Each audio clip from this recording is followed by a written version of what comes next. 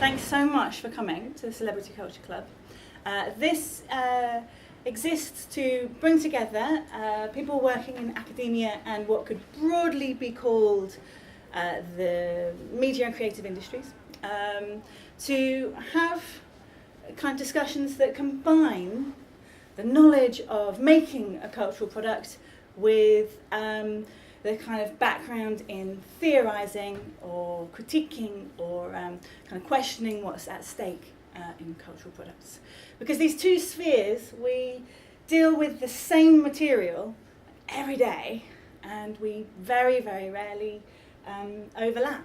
Some examples of how authenticity might be kind of, I don't know, stretching, kind of permeating across these different areas. We've got Melissa, the producer-director of basically reality TV production royalty in the house. All your favourite guilty pleasures, Celebrity Big Brother, Geordie Shore, don't judge me. Anyway, is Essex.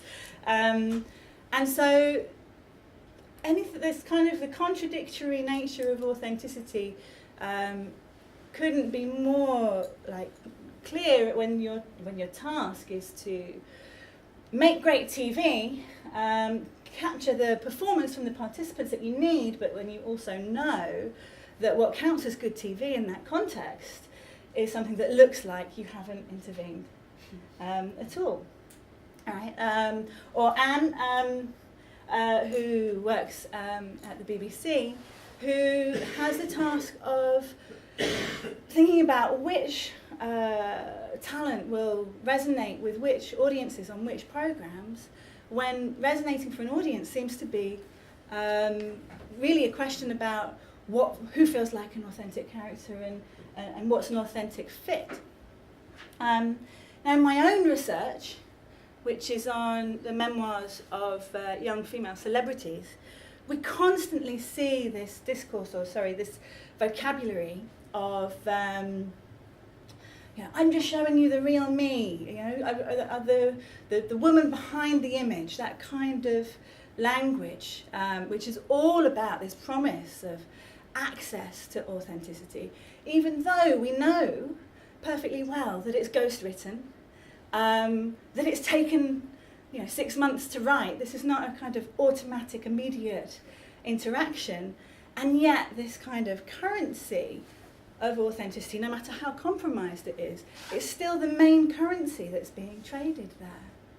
And this idea that authenticity is an important currency runs throughout those three examples, and I think is even clearer. So in Laura's work here at Mr. President Creative Agency, so whether that's in digital or advertising or branding, this question of devising an authentic voice for a brand, whatever that means, is a really crucial currency.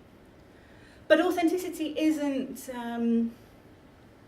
neutral. And in Hannah's research into how celebrity culture constructs ideas of gender and race, we see that what is authenticated, who gets validated, who is deemed of value in society, is highly unequal, actually. And that kind of idea of what's an authenticated identity is perhaps in part of that. So maybe what we're going to do today is take a concept, today authenticity, that you all thought was fine and straightforward and you knew where you stood with it, and interrogate it.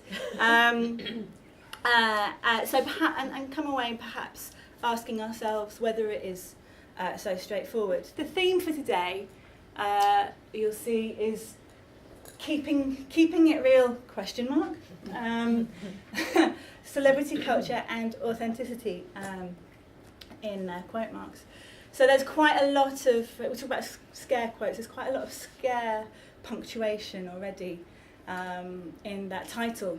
So clearly, in coming up with that, I'm framing authenticity as something that is perhaps not as straightforward as we all might assume. So for my first proper introduction, who better than Leander Reeves? The intimate nature of the conversation between reader and magazine brand is something I look at, and you'll find that magazines are literally packed full of images or likenesses or vague resemblances to things that are quite familiar or feel familiar, so lots of simulacra, essentially, which is a fancy word for saying a vague sort of semblance or something familiar but you're not really sure why. And so magazines are highly visual, sort of about 70% of magazines are visual. The text really is just sort of filling in and mediating these images. So essentially, we don't really communicate anymore. You know, words are taking too long, conversations are old hat, taking too long. We like the immediacy of an image. Think social media, think Twitter. And they simply replicate the world that we live in, which is literally besieged with pictures and images, which are all replicating and replicating and replicating these complex messages. So this is the visual aspect of magazines is very useful to me with my work in the hyperreal, because I use magazines to measure. And what hyperreality does, it takes all these images, a bit like a kind of concertina effect, you know, like a kind of accordion, and it takes them all and it squishes them, which is an academic term, squishes, flattens. So you get this image of all these inherited things that now have literally no reference, no meaning, no original, but they still mean something to the person ingesting them. And I think that's what hyperreality does. So suddenly you're thinking, wow, hyperreality is everywhere. And hyperreality loves authenticity because it relies on plausible signs and familiar codes and believable and seductive messages. People like the hyperreal. There's a wonderful quote from 1978 by Jerry Mando which says, we slowly evolve into the images we carry. We become what we see.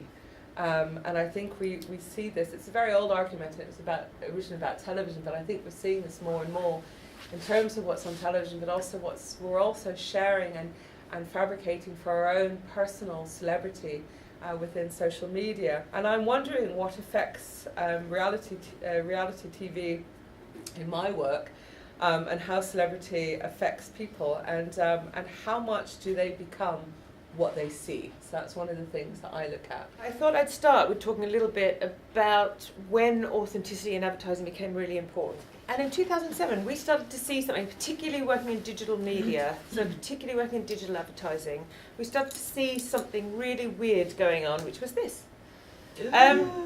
We started to see our audience have an opinion, and that opinion amplified.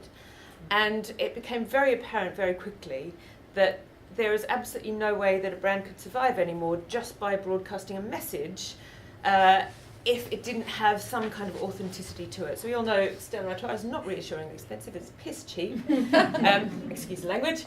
You know, we were really interested, I guess, as an industry to see where this would take us. And I guess we've seen a little bit of where it's taken us now, where actually, much more interestingly than watching something is watching someone watch something. Or I actually won't play this clip. It's a wonderful clip about Donald Trump, but it's Lorraine Kelly talking about Gogglesbrugs, talking about Donald Trump. And there's this kind of really weird meta-universe that we're living in now, where you don't actually really need to understand the context, and you don't need to understand what's being said anymore. You merely have to understand the opinion, and opinion is everything. I was talking to one of my colleagues here who has a friend who's an actress who now gets picked in roles, not for her acting ability, but for what her social media reach is, how much of an influencer she is.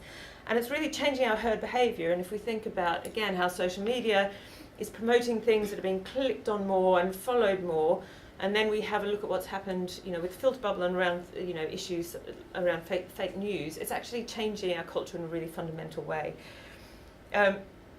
So here, in terms of my work, we really believe that saying authentic, so doing that kind of stuff, making a shortcut, and being authentic are really two different things.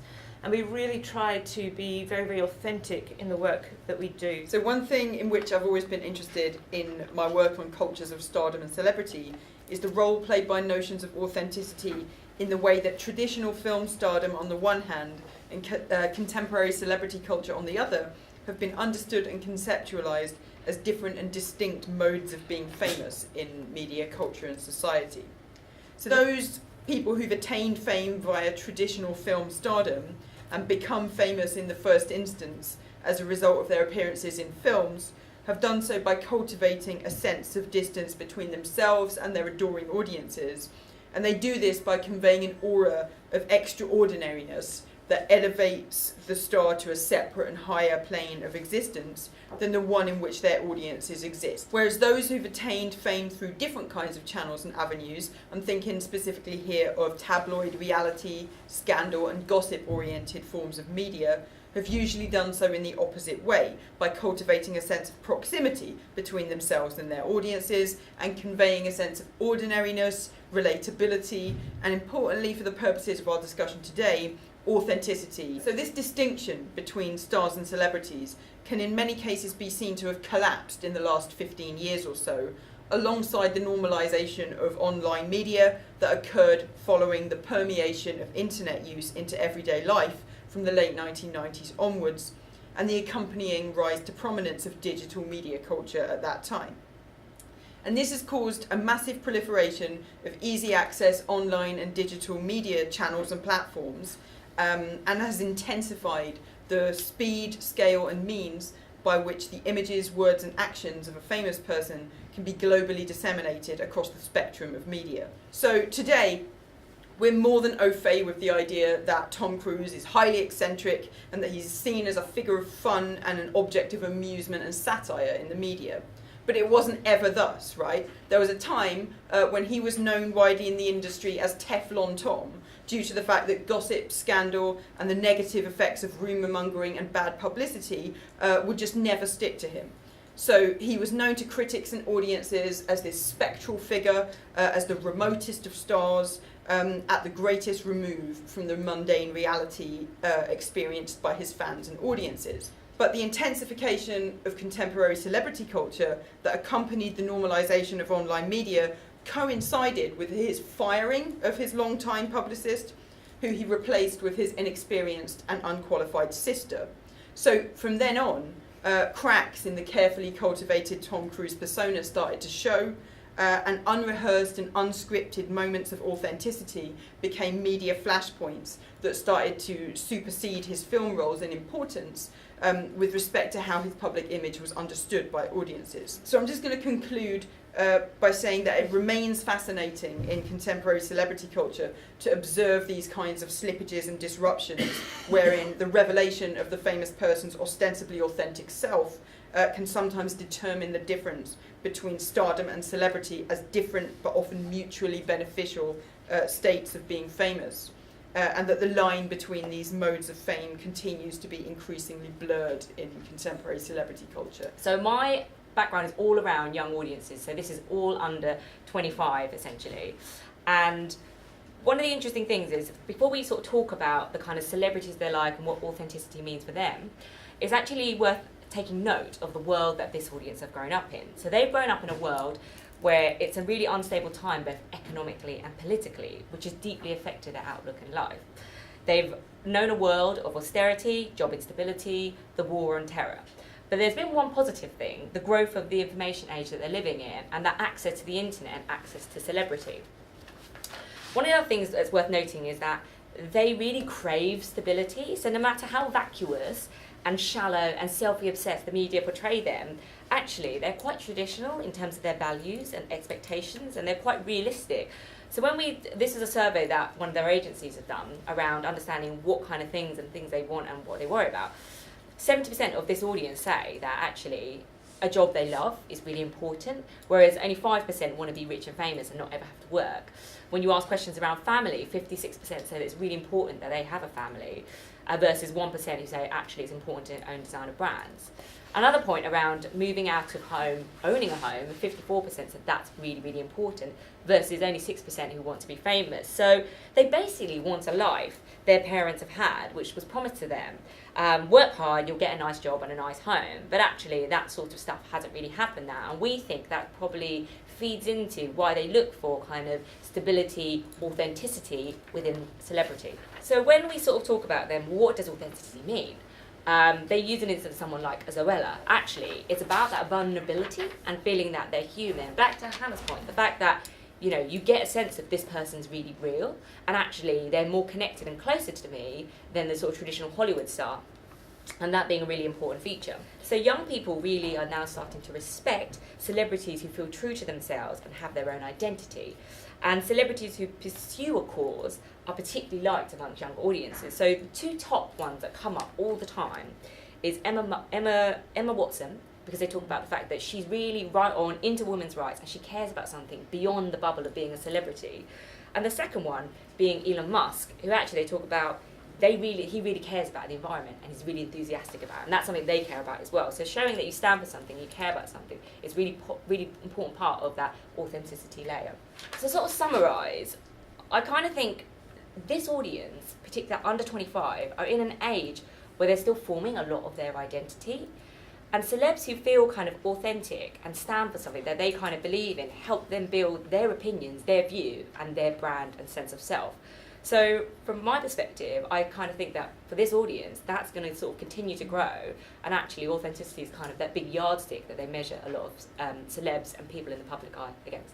I think the main issue with authenticity and reality television is that you are never going to fully really know that person unless you hang out with that person every day, unless we devise some kind of Truman-style show where you can just turn on the telly and watch someone at any given time, or they've got like a camera strapped to their head and just constantly, like, you are never going to know that person inside and out.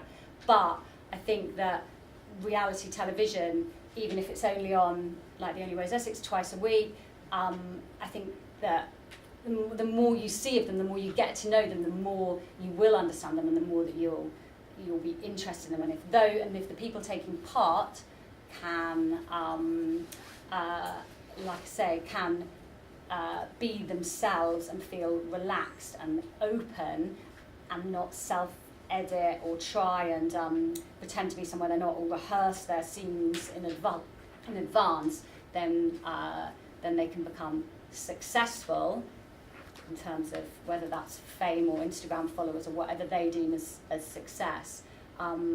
If they can break through those barriers, then they can have a really amazing reality television career.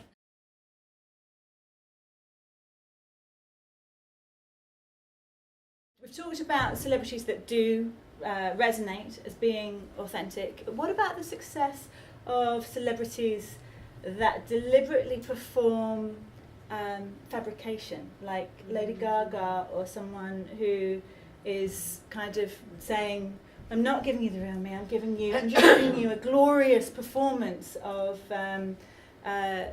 construction and performativity.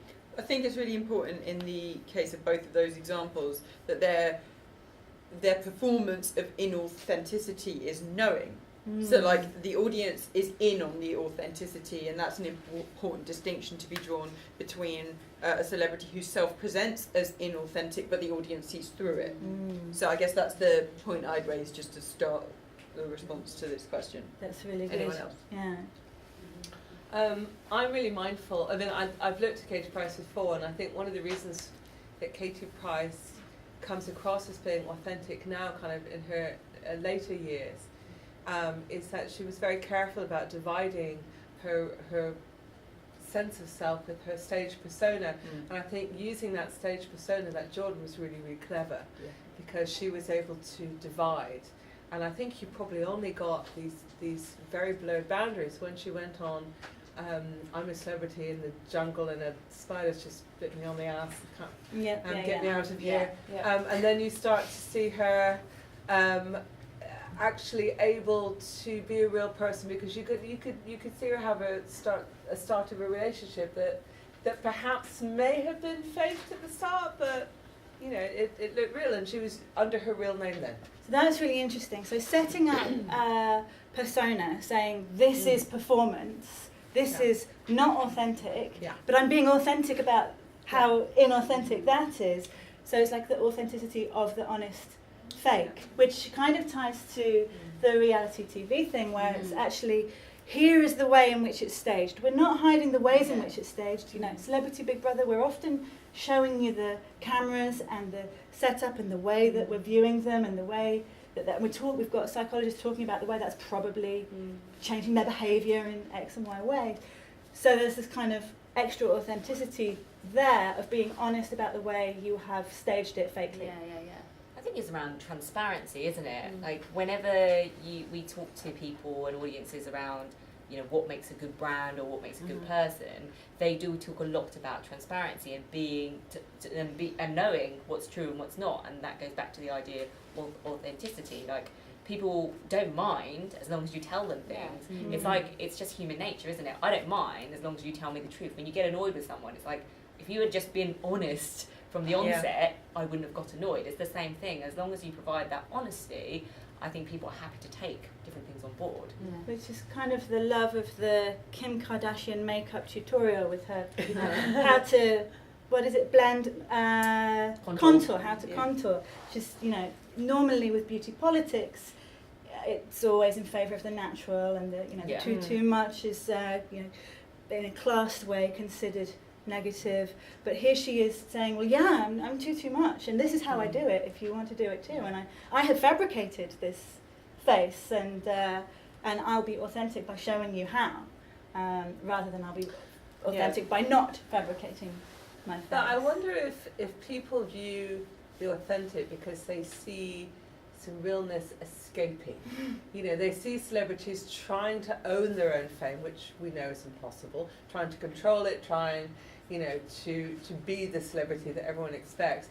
And it's only when things start to escape, real emotions, real reactions, and I guess you see that, Melissa, all the time, where someone's come in with this persona they're going to play, and then slowly they have to at which point string like, yes. It's actually a real nightmare if someone comes into a reality television program, because obviously 5 years ago, before reality was huge, no one really knew what they were getting into. So the original people, I know I keep harping on about the Only Way is Essex, but it's a good example. The original people, they didn't know what they were doing, they didn't know what they were getting into or how their lives were going to change. Whereas now, we've got people who were like 13 coming onto the show, who that was their first taste of reality television. They were watching the Only Way is Essex, so they bring this kind of, this idea of who they think they should be on a reality television show, and it's like, no, we need to strip that back. And if we can't strip that back, if they can't relax in front of the cameras, or they can't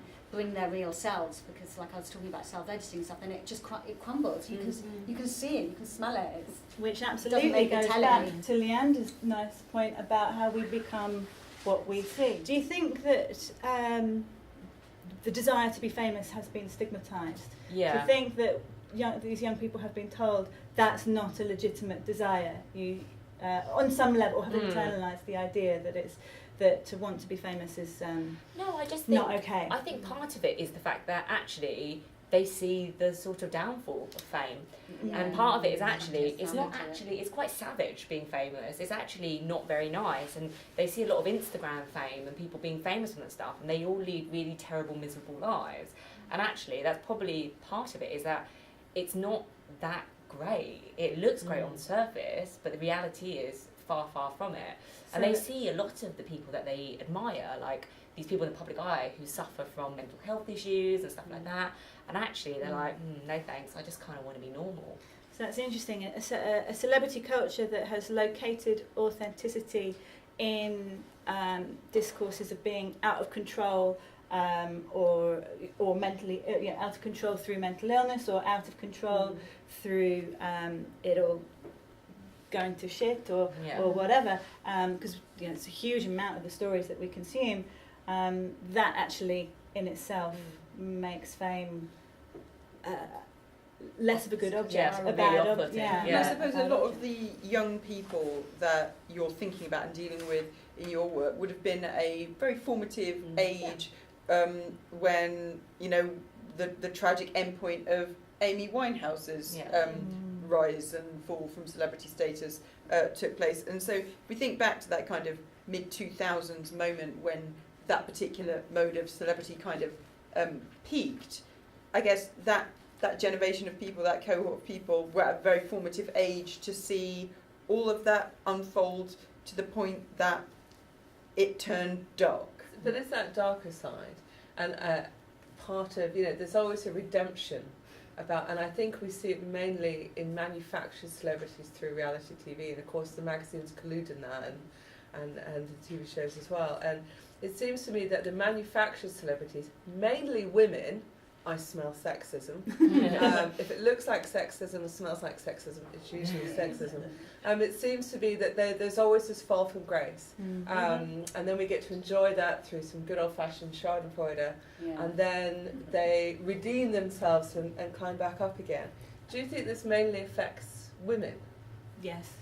I absolutely see it in the celebrity memoirs that form the basis of my research. And there is this kind of schadenfreude act. So you've got someone like Jade Goody narrating her essentially a cancer diary, and everything has to be made good, and everything has to be made palatable, so that it can be entertainment. We've got Jenna Jameson's memoir. Jenna Jameson is a hardcore porn star, and in it she tells a story of being gang raped as a child or as a teen, and multiple moments in this book of abuse. But every time it's approached, it has to be made good, and it has to be made into an uplifting parable, so that it can still be offered. Although it's obviously hugely traumatic, has to still be able to be offered as entertainment that is palatable, that you can feel okay about and not feel complicit in some way about consuming. Yeah, and I was going to say it's, particularly, you feel it around women, when you were talking about the fact that these young people, they look to authenticity and transparency and being an expert, and I think that role of being an expert is very much it's usually sort of taken away. It's not available to women who are celebrities. It's not. It's uplifting that it's at Attenborough, but it's also. I know. So it's also absolutely not a coincidence. So they only have authenticity and transparency really to play with. There's nothing else to pull them out of there but the great story at the end. Yeah. God, that's depressing.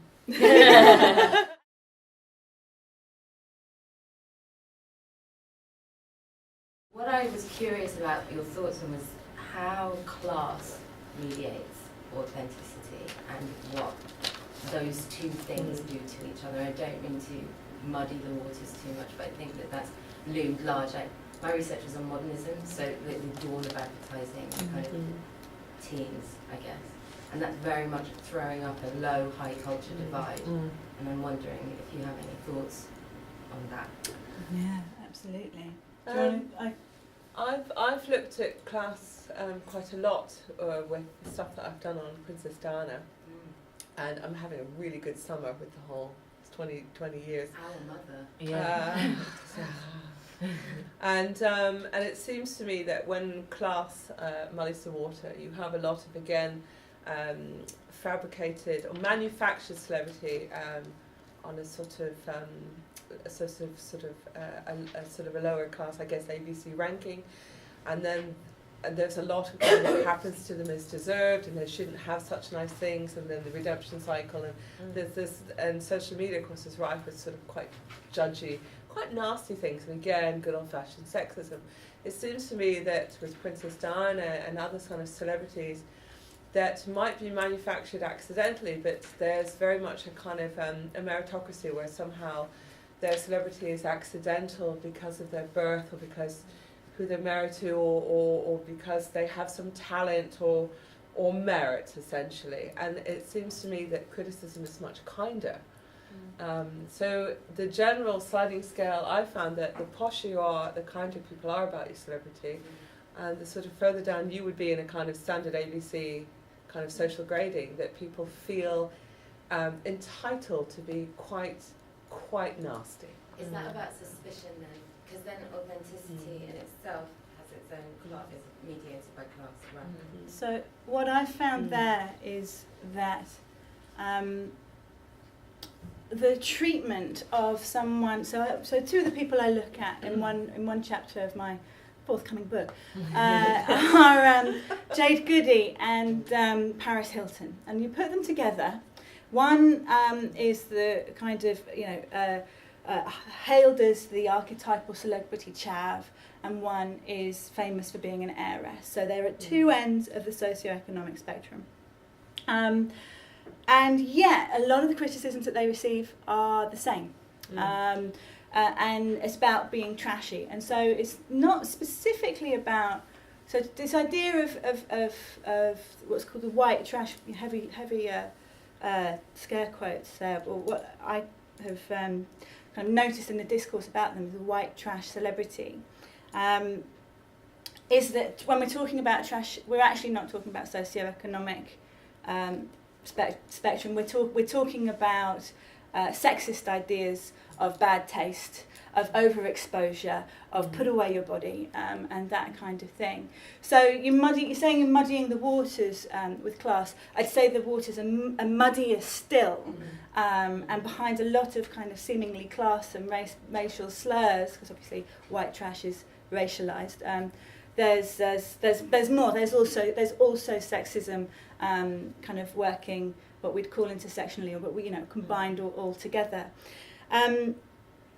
I think in one of the examples that Laura put up, the Kendall Jenner Pepsi ad, what we're seeing there is part of their failure, but we see it done in ads that are successful all the time, is that they perceive the masses, the revolting masses on their march, as a kind of shortcut to talk about, to say authenticity. Absolutely. And Princess Jenner is going to shed her designer dress and go and join the masses.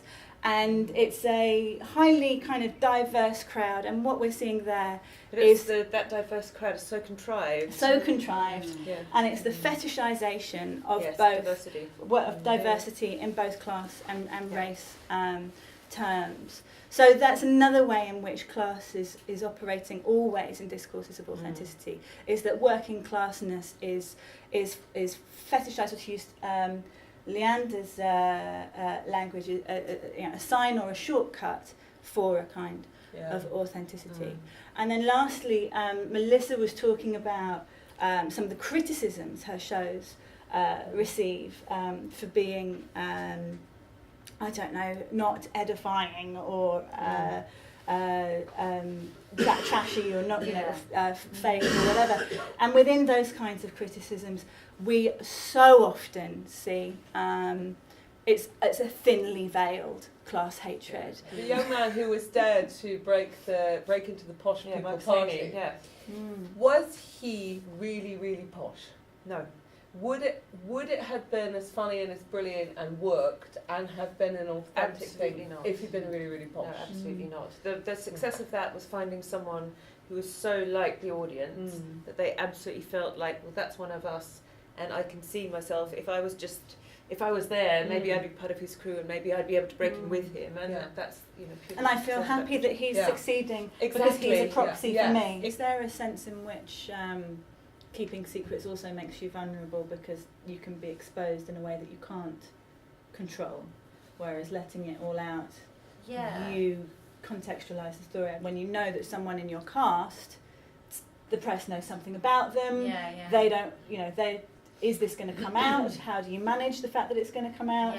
Do you say it? Do you find engineer a way to reveal it on your own terms, and all of that stuff? I think that's part of the collaborative process, in that they have to, if there is something that we know is going to come out in the press, for example, then we will work with the cast to establish when would be the right time to tell that story, who they would want in that scene, what kind of support they would need, where they would want that scene. If someone's going to have a breakup or something, we don't go, oh, do you know what, we'll film it at a party when there's 100 invited guests and they're all going to watch you break up this 3-year relationship or whatever. We make sure it's at their home or somewhere private where they can have their breakup with the cameras, but have their breakup really honestly and feel like they're in a safe place, I guess. To That's be who so they want to surreal. be. Yeah, that's so surreal. But what we do is we call it. They really. I don't know if they. I think that talking to a lot of them, I guess it's very addictive, but it's also very cathartic. because they know they're going to get this time. So with like, I don't know, if you're in a relationship with someone, maybe you don't make time to talk really honestly and openly with them, but you know for 45 minutes on Friday afternoon you've got a scene coming up where you're going to get to talk to them. And I think that reality television often gets a bad rap, but I've seen a lot of men who otherwise would never, Essex men are like cavemen, like they just, they're completely, tears, what's the expression? Tears for the back room, smiles for the front room. They come from this world where it's very stiff upper lip, and yet somehow by being part of this process where they're encouraged to talk about things on camera with their girlfriend or their mums or whoever it is, that really helps them to discover who they are. Like I really believe that. Because reality TV is so confessional in its structure and just intrinsically. It reminds me of that medical program where people say I've been too embarrassed to go to the doctor. What you're doing. But I am not too embarrassed. Yeah, but not too embarrassed to be on Channel 4 at 8 o'clock. Yeah. So can I add to that? Do you think then that is something I'd never thought of in a million years. Do you think then that reality TV is quite a feminized space? That the sharing and the confessional and perhaps the people that are watching it and talking about it. So do you think that and the tanning salon and the hairdresser. Is that deliberate or is that accidental and Is it about audiences? We definitely So the viewership is predominantly, I don't know the actual figures, but I would imagine it's like 70-30 female. I'm sure lots of men love watching it with their girlfriends and pretending that they're not. Because recently on Love Island, Stormzy came out and tweeted about Love Island, and suddenly there was this humongous amount of men on Twitter just going, yeah, now Stormzy says he watches it. I can say I watch it too. Like it's okay. So yeah, I do think that, and we get a lot of our references and a lot of our ideas for how to make Towie into whatever show it is feel more of a drama. We'll refer back to things like Sex and the City and stuff like that, and those kind of feel good female moments, or like female skewed rom-coms or whatever. We'll try and recreate, like, I don't know, the Jerry Maguire scene where we'll try and we know that that's been hugely popular with female audiences, so we'll make that happen. I was just focused on how celebrities like gave up fame to work on like normal jobs. So I was thinking, how does that play with the authenticity? Is it a way that they just gave up and just want to get a normal life? Real life, or how does that work? Kate Moss famously, although she's been kind of obviously hounded and had people at her door and what have you throughout her life, has just made an active decision not to partake in, I guess, that broader celebrity culture now. She has no social media, she has an account she's never posted, she has millions of followers, and she just made this statement of I'm going to do what I like and I'm not going to explain it. And I think she made that early on enough before everything had changed that she's been able to kind of do that and make it stick. There's something about her type of celebrity throughout her career, which was never about sharing. It was about being this untouchable, glamorous looking, just wearing like one of those kind great of high aura clothes. Stars that exists on a separate plane from the ordinary celebrity. Exactly, and we always talk about Hollywood stars as having been that, and actually in reality there was a lot of gossip mongering around Hollywood stars, and it's not, they weren't as reified as we like to look back and think, but she is that type. Can I have a round of applause for our fine, excellent speakers? What was valuable about tonight was, I think, the combination of the sort of from the horse's mouth content, like people and what they do in their real jobs, and then the kind of theorisation of it. So the which you don't normally get. Celebrity Culture Club is a really great way of bringing together people who otherwise wouldn't have a sphere to talk in. So getting those people together in front of an audience of people who are interested, I think that's really, really important. When else would those people ever be able to meet? As a panellist, I just found the mix of people really quite inspirational. You know, 5 completely different opinions, really interesting points of view. And just to be able to open yourself up to listen and to be able to ask questions as well as a panellist is a real luxury. So yeah, I thought it was great. I would expect more and more people to be interested in events like this that really take such a varied look at the issues that are related to celebrity. You know, whether they're from the industry or whether they're from a whole variety of different industries. And so I thought it was just a really enjoyable evening. Well, maybe think a bit more about the concept of authenticity and the kind of all the different layers in that. It certainly made me start to think about things in a different way. Actually, I saw people's perception shifting in real time on the panel, and I thought that was fascinating. Absolutely come along again, either as a panellist or an audience member. I also felt that I've met a bunch of people here now that I can call upon to, ask some really interesting questions from my point of view from being in the industry. So yeah, I thought it was brilliant. Great venue and a really great host who kept the conversation flowing. So yeah, I'd come back. Celebrity Culture Club is great, and I will definitely be coming to the next one. I should be telling my friends it's flashy, there's free beer. I mean, it's interesting, thought-provoking and fun.